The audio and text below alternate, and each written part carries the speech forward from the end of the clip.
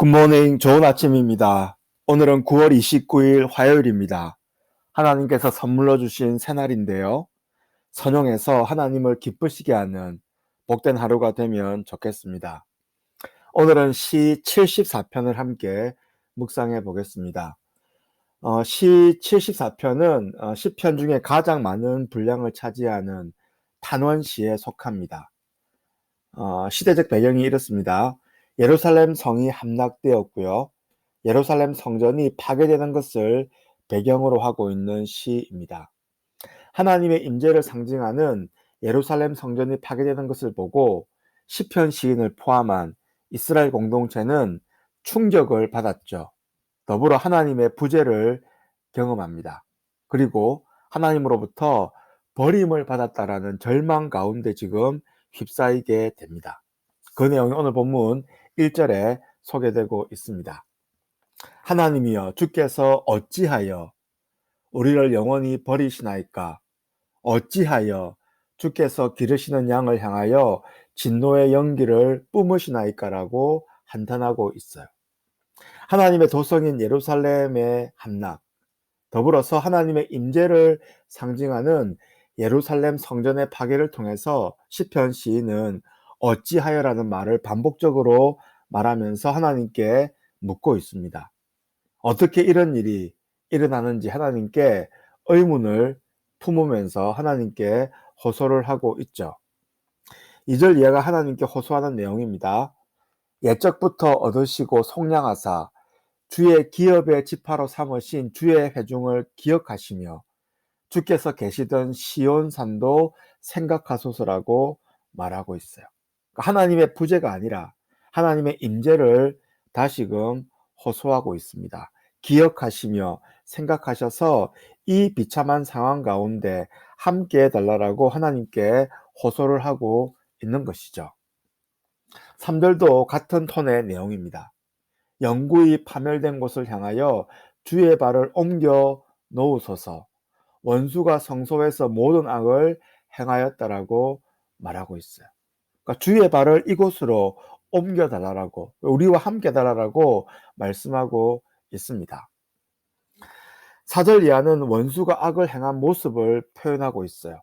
주의 대적이 주의 회중 가운데에서 떠들며 자기들의 깃발을 세워 표적으로 삼았으니 그들은 마치 도끼를 들어 살림을 베는 사람 같다라고 말씀하고 있어요. 그러니까 주의 원수들이 행했던 일들을 지금 고발하고 있습니다.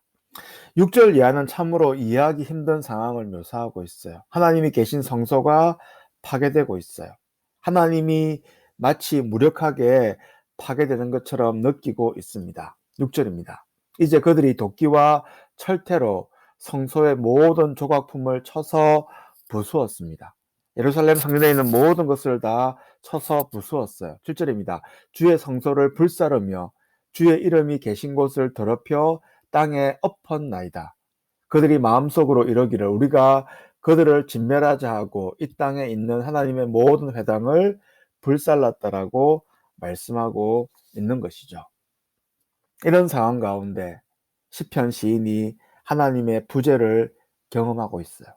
하나님이 있다면 이런 일은 일어나지 않을 것인데 하나님이 없기 때문에 우리와 함께하지 않기 때문에 이런 일이 일어났다라고 생각하고 있는 것이죠. 9절이 바로 그 내용입니다. 우리의 표적은 보이지 아니하며 선지자도 더 이상 없으며 이런 일이 얼마나 오래는지 우리 중에 아는 자도 없나이다. 하나님이여 대적이 언제까지 비방하겠으며 원수가 주의 이름을 영원히 능욕하리이까. 주께서 어찌하여 주의 손 곧 주의 오른손을 거두시나이까라고 한탄을 하고 있죠.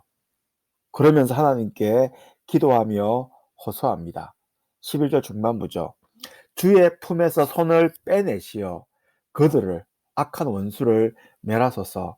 하나님은 예로부터 나의 왕이시라 사람에게 구원을 베푸셨나이다라고 고백을 하고 있습니다.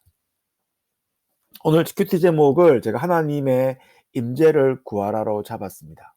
오늘 본문의 상황과 내용을 볼 때 시편 시인은 하나님의 부재를 경험하고 있습니다. 하나님이 계시다면 어떻게 예루살렘 성이 함락되고 어떻게 예루살렘 성이 파괴될 수 있는지, 불탈 수 있는지 의문을 토로하고 있어요.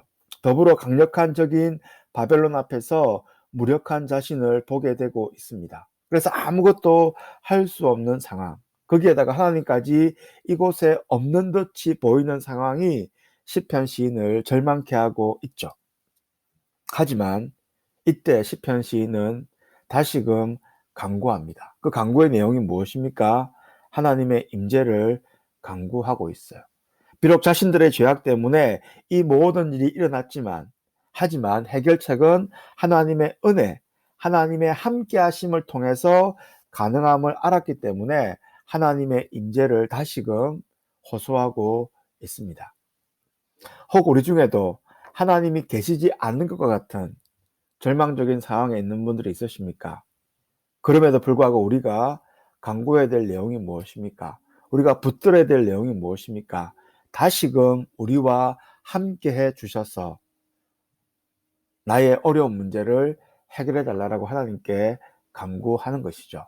왜냐하면 하나님의 임재가 우리 문제의 실마리가 되기 때문입니다. 하나님이 임재하실 때 신비하게 문제의 해답이 보이기 때문입니다.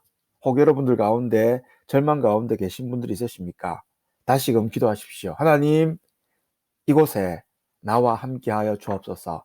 나의 문제와 함께하여 주옵소서. 그래서 하나님의 임재 가운데 이 문제를 풀어가는 우리의 삶이 될 수 있도록 그렇게 기도하는 오늘 큐티의 시간이 되었으면 좋겠습니다. 오늘도 말씀을 묵상하면서 하나님과 동행하는 행복한 하루가 되시기를 바랍니다.